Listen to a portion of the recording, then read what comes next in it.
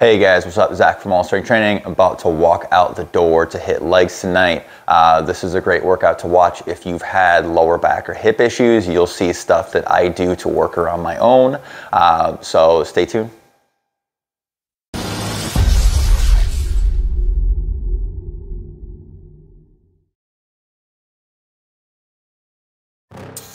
Every leg day starts with some sort of a leg curl variation, either lying or seated. Lying's my favorite, but I still work it seated every now and again too. This is something that I picked up from John Meadows. So John Meadows almost always would write some sort of leg curl variation in before moving on to squats or leg presses immediately following this. The idea is that it puts a ton of blood into your knees and into your hamstrings, and even though it might not allow you to use your biggest weights when you move on to the heavier exercises, it increases your growth potential just by making sure that your joints are lubricated and making sure that it functions not as a pre-exhaust, but just as a preparatory movement. So prior to the set you're seeing right now, I worked my way up to a heavy set of 10, and then this is a back off set. You'll see a lot of back off sets in this video.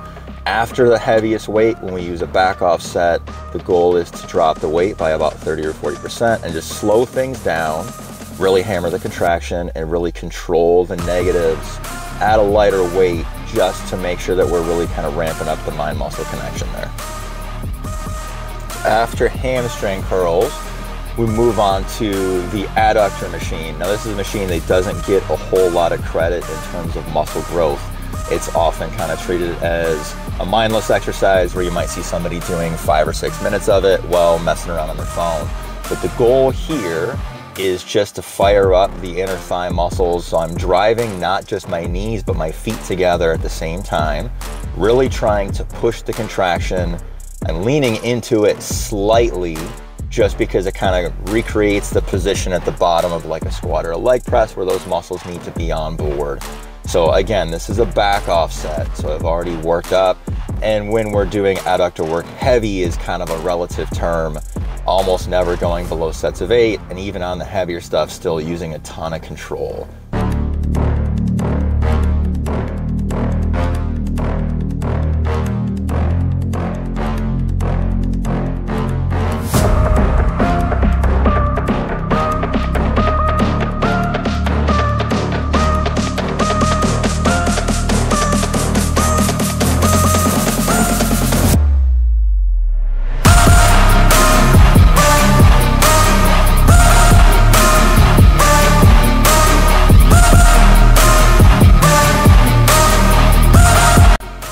Now this has sort of become one of my top 2 squat variations. So I've got a lot of low back and hip issues. I've got 2 herniated discs from a car accident over a decade ago. I've also got some severe arthritis in both hips from sort of a genetic abnormality. So I'm actually due for hip replacement sometime in the next maybe 12 to 18 months. What I've discovered is that free squatting for me is kind of a no-go. So I like things like the hack squat or the reverse V squat that you're seeing right here. And I'm trying to just drop my hips straight down. A lot of people, I think, make the mistake of trying to push their hips way too far back. But the heels essentially are sort of elevated based on the design of the machine. So it favors a really quad dominant hip sort of straight down. It doesn't, I think, play very nicely with the hips and low back if we try to get both flexion at the knees and at the hips at the same time. All right, now you just saw me work up to a heavy set. Now this is a back off set, but this isn't going to be exactly the same as the types of back off sets that I did for my first couple of exercises. This is called a Widowmaker set.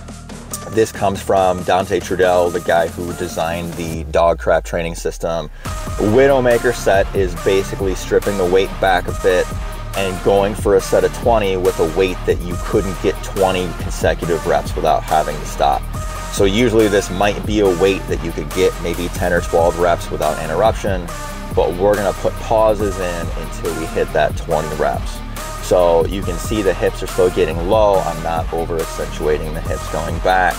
And usually I look at this as if I can get to the first 10 without needing to take a break, I'm in a good spot. And then I'll just sort of take breaks as needed take a deep breath, bang out a rep or two, and just keep going. I don't like to ever stop right at 20. Mentally, that feels almost like quitting to me. So I almost always try to break that by at least a little bit. On this set, I ended up with 21 reps to finish out, but in the past, I've had this go as high as 30 reps.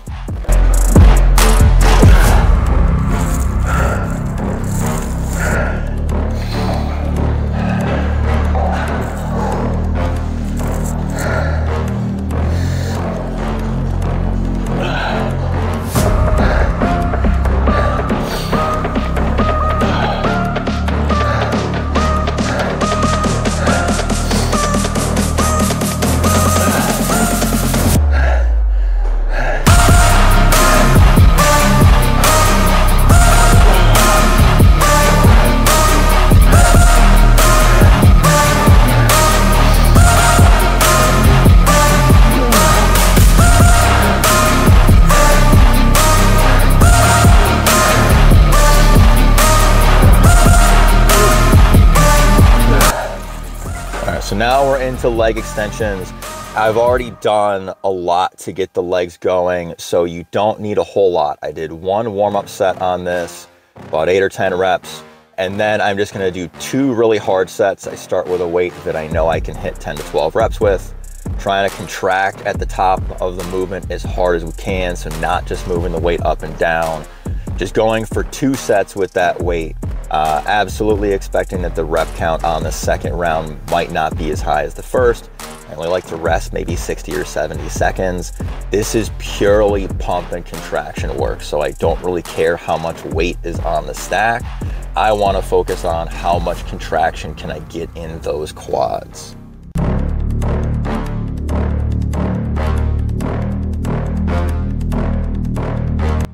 So this is a movement that I started putting into my training maybe about 6 or 8 weeks ago.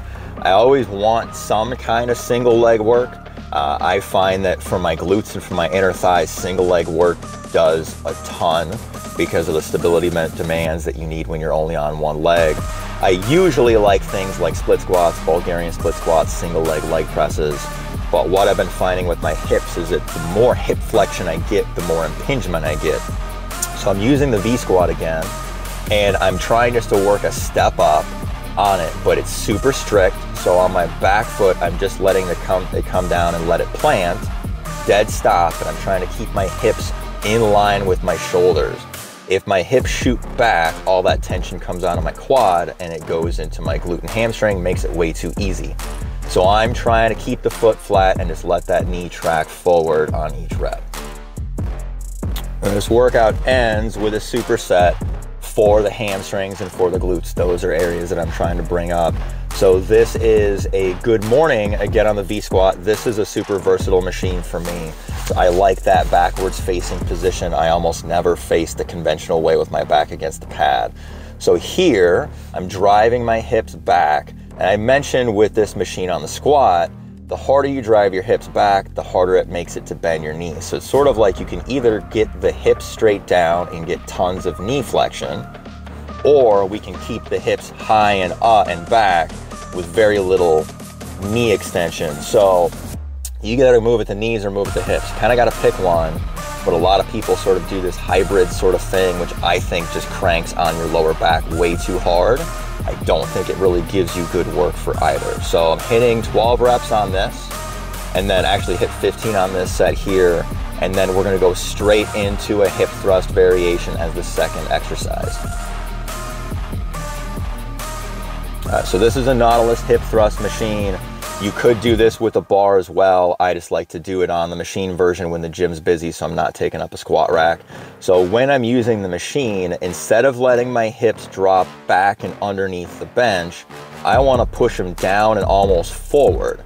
If I over exaggerate my hips going back, my hamstrings take way too much of the load.